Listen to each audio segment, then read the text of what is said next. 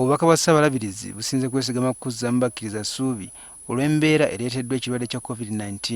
Kazimba agamba nti newankubadde Ssekukkulu etuuse nga olw'okusoomozebwa kw'amaanyi, abakkiriza balina okwebaza Katonda kubanga bakyali balamu.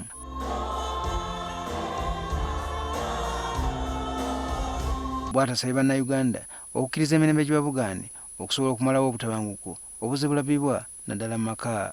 Domestic violence, gender-based violence, it is an indicator that there is no peace inside. Some people are walking, but inside they are suffering.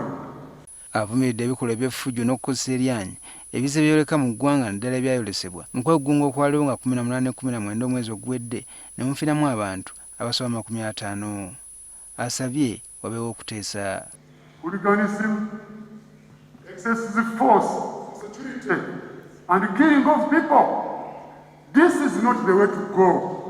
That kind of life should stop. We need each other. Every person is important. Uganda is here to stay. We need a national dialogue so that we talk about our problems.